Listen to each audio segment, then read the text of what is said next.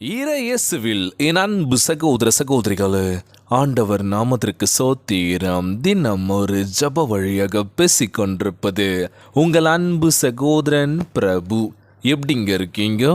இன்றைய நாள் எப்படிங்க போச்சு? உங்களுக்கு மகிழ்ச்சியாக இருந்தீங்களா? எப்போவுமே சந்தோஷமா இருங்க. நம் ஆண்டவராகிய இயேசு கிறிஸ்து நம் ஜபங்களையெல்லாம் கேட்டு நம் அனைவரையும் ஆசீர்வதிக்க போறாரு.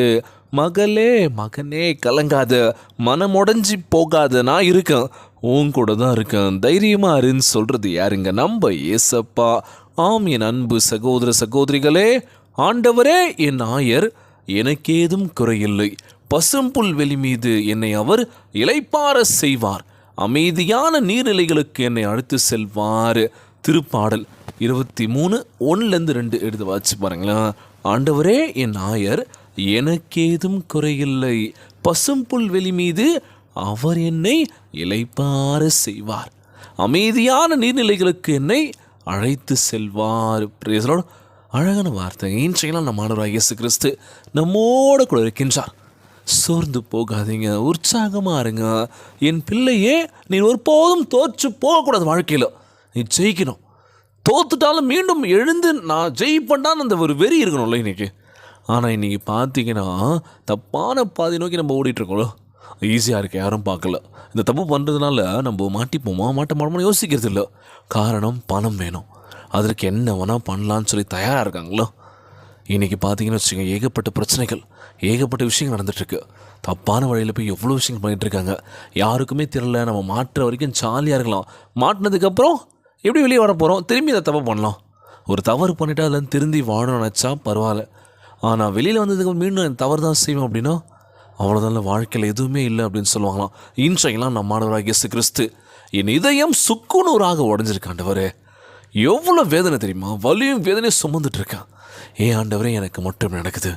வாழ்க்கையில் நான் மேலே வரணும், நான் ஜெயிக்கணும், போராடி நான் என்னோடய சொந்த காலம் நான் நிற்கணும்னு நினைக்கிறேன். ஆனாலும் விட மாட்டுறாங்க.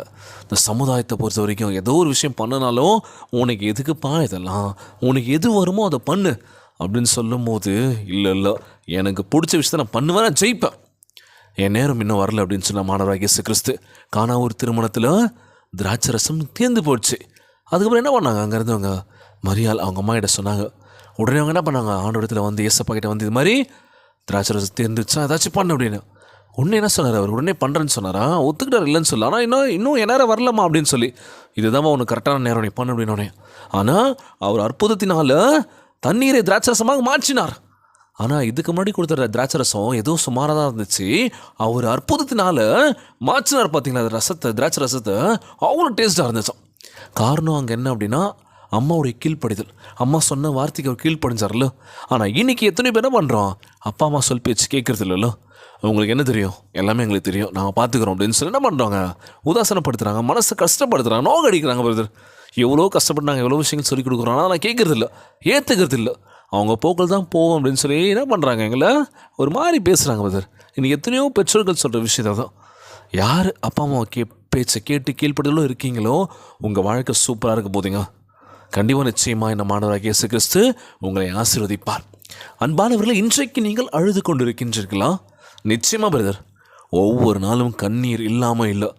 கண் கலங்குது, மனசு வலிக்குது, என்ன பண்ணுறதுன்னு தெரியல. ஆண்டவரே, நான் உன் பிள்ளை. ஆண்டவரே, என் வலியெல்லாம் எடுத்து போடுங்கப்பா. என் பிள்ளையே, என்னிடம் வா, நான் உன்னை தேற்றுவேன் என்று வாக்கு கொடுத்திருக்கின்றார். உனக்கு தேவையான எல்லாவற்றையும் நீ நினைப்பதற்கும் வேண்டியதற்கும் அதிகமாக நான் தருகின்றேன். அழுவாத, உன் அழுகை நிறுத்து, என நம்பு என்று கூறுகின்றார். முழு விசுவாசத்தோடு, முழு ஆன்மோட நம்பிக்கையோடு நம்ம ஜெபிக்கின்ற வேலை நம்ம ஆண்டவராகிய இயேசு கிறிஸ்து, நீ கலங்காத, நான் இருக்கேன், நீ நினைப்பதற்கும் வேண்டியதற்கும் அதிகமாக நான் தருவேன் என்று வாக்கு கொடுத்திருக்கின்றார். நிச்சயமாக கொடுப்பாருங்க, ஒருபோதும் கைவிட மாட்டாருங்க.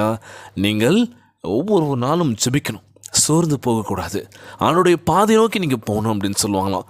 இன்றைய நாள் ஜெபம், தேடுங்கள், நிச்சயமாய் கண்டடைவீர்கள், தட்டுங்கள், உங்களுக்கு திறக்கப்படும். நான் உன்னை விட்டு விலகுவதும் இல்லை, உன்னை கைவிடுவதும் இல்லை என்று வாக்கு கொடுத்திருக்கின்றார். மகளே மகனே, ஒருபோதும் சோர்ந்து போகாத, என்னிடம் வா, நான் உன்னை தேற்றுவேன் என்று வாக்கு கொடுத்திருக்கின்றார். இன்றைய நாள் ஜெபம், உலகில் வாழ்கின்ற எல்லாருக்கும் நம்ம ஜெபிக்க போகிறோம். ஜபத்திற்குள்ளாக பயணிப்போமா? எங்களை மிகவும் அதிகமாய் நேசிக்கின்ற அன்புள்ள ஆண்டவராகிய இயேசுவே, இன்றைய நாள் வாக்குறுதி வசனத்திற்காக நன்றி ராஜா. ஆண்டவரே, உம்முடைய ஆறுதலின் அரவணைப்பை நாடி உம்மிடம் வந்திருக்கின்றனப்பா. நீரே சகல ஆறுதலின் தேவனாய் இருக்கின்றப்பா. துயர நேரத்தில் அடைக்கலமாக இருக்கின்ற ராஜா, என் கண்ணீரை துடைக்கவும் உம்முடைய தெய்வீக சமாதானத்தினால் என் உள்ளத்தை நிரப்ப வேண்டும் என்று செபிக்கிறப்பா. நான் கைவிடப்பட்டதாக உணரும் வேளைகளில் நீர் என் பக்கம் இருந்து நினைவுபடுத்தியதற்காக நன்றி ஆண்டவரே. நான் இருக்கேன் என்று உம்முடைய சத்தம் என் காதுகளுக்கு கேட்கப்படுவதாகப்பா. எங்கள் அழுகின்ற ஒவ்வொரு கண்ணீரையும் உம்முடைய தோற்பையில் வைத்திருப்பேன் நம்புகிறேன் ஆண்டவரே. எல்லா பாரத்தையும் அகற்றி போடுங்கப்பா. சந்தோஷத்தை திரும்ப தந்துட வேண்டும் என்று கேட்கிறேன் ஆண்டவரே. எங்களை பலப்படுத்தி உம்முடைய பரிபூர்ண திட்டத்தின் மேல் நாங்கள் நம்பிக்கை வைக்கும்படி செய்வீராக.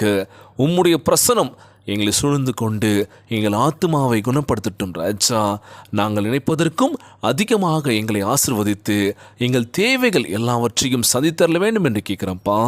எந்த நிபந்தனையும் இல்லாமல் எங்களை கைவிடாமல் அன்பு கூறுவதற்காக உமக்கு நன்றி செலுத்துகிறப்பா.